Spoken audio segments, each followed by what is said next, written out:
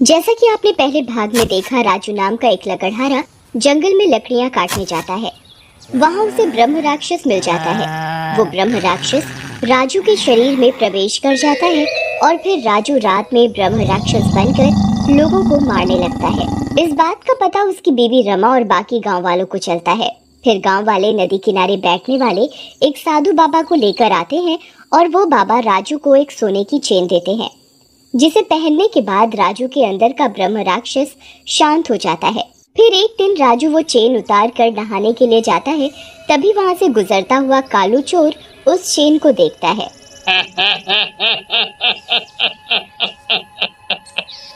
ये तो सोने की चेन लगती है, क्यों ना ये उठा लूं। एक बार में ही 2-3 महीनों का खर्चा निकल जाएगा। ऐसा सोचकर कालू चोर वो चेन उठाकर ले जाता है। उधर राजू जैसे ही नहाकर आता है, उसे वो चेन नहीं मिलती। वो रमा से पूछता है, अरे रमा, वो चेन तुमने उठाकर रख दी है क्या? मिल नहीं रही। अरे देखो, तुम ही नहाते समय यहाँ वहाँ रख देते हो, फिर मुझसे पूछते हो। फिर राजू और रमा चेन ढूंढते हैं, लेकिन उन्हें वो चेन नहीं मिलती। फिर रमा जाकर छोटे लाल को बुला लाती है। छोटे लाल को जैसे ही चेन खोने का पता चलता है, ये तुमने ठीक नहीं किया राजू। रात होते ही ये ब्रह्म राक्षस फिर से तुम पर हावी हो जाएगा और गांव वालों को ये पता चल गया तो वो तुम्हें मार डालेंगे। फिर मैं क्या करूं? एक काम करो, तुम यहाँ से जंगल चले जाओ जब तक हम कुछ ना कुछ जुगाड़ करत हैं। राजू फिर वहाँ से जंगल में चला जाता है और रात होते ही ब्रह्म राक्षस बन जाता है और जोर जोर से गुर्राने लगता है। उसके गुर्राने की आवाज गांव में भी आने लगती है। अरे कौनो सिनेमा चल रहा है का? इतनी रात को कैसे गुर्राने की आवाज आ रही है?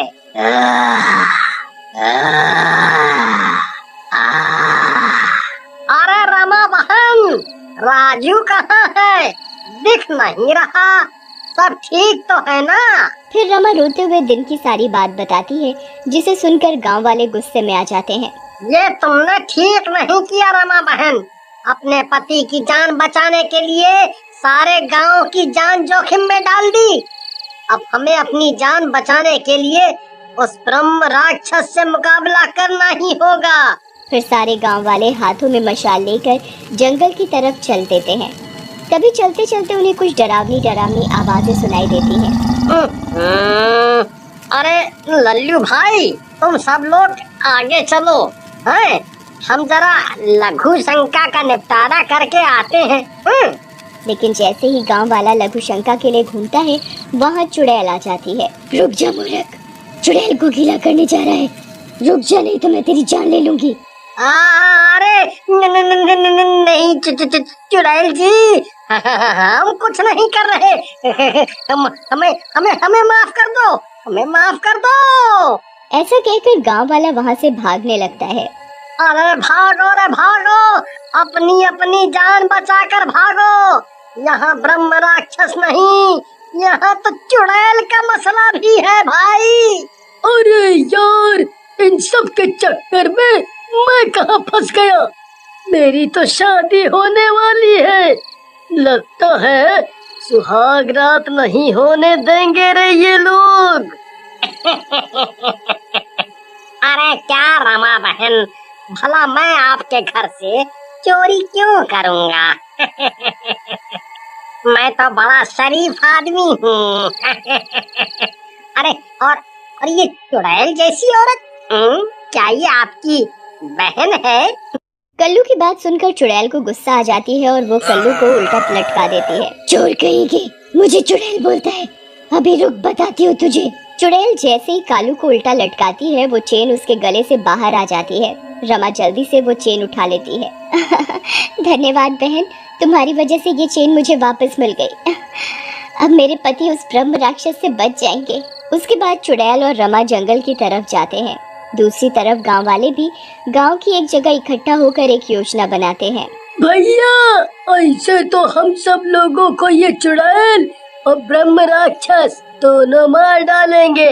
हम तो कहा थे ये हमें मारे इससे पहले हम ही क्यों न इन्हें मार डाले।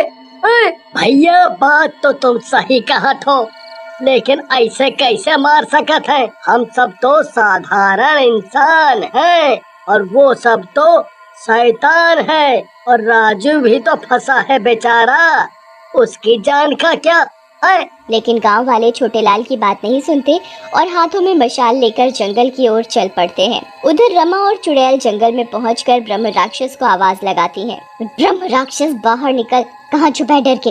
पहले मेरे पति के शरीर में छिप गया और फिर गांव वालों से बाहर निकल। रमा की आवाज सुनकर ब्रह्म राक्षस गुर्राते हुए बाहर आ जाता है।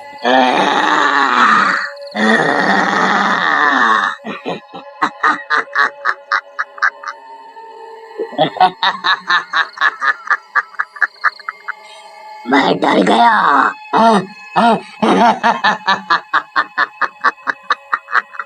अरे मूर्ख औरत, मैं तो सब गांव वालों को उनके घर से निकालना चाह रहा था ताकि सबको एक साथ मार सकूं। आज मेरा सपना जरूर पूरा होगा। सब आ रहे हैं मरने। तभी चुड़ैल उसके सामने आ जाती है। इस जंगल में या तो तू रहेगा या मैं। रमा बहन से मिलकर मुझे एहसास हुआ कि एक पति के लिए पत्नी क्या कर सकती है। अब अगर तेरे में हिम्मत है तो राजू का शरीर छोड़ और बाहर आकर मुझसे मुकाबला कर, नहीं तो ये चूड़ियां पहन ले। चुड़ैल के ऐसा बोलने पर ब्रह्म राक्षस राजू के शरीर से बाहर आ जाता है और चुड़ैल की तरफ बढ़ता है। रमा बहन तुम जल्दी से राजू को वो चेन पहना दो ताकि ये दोबारा उसके शरीर में ना जा सके। रमा जल्दी से राजू के गले में वो चेन डाल देती है। उधर तब तक गांव वाले भी वहां पहुंच जाते हैं। अरे बाप रे, यहाँ तो चुड़ैल और ब्रह्म राक्षस दोनों हैं। अब क्या होगा हम सबका?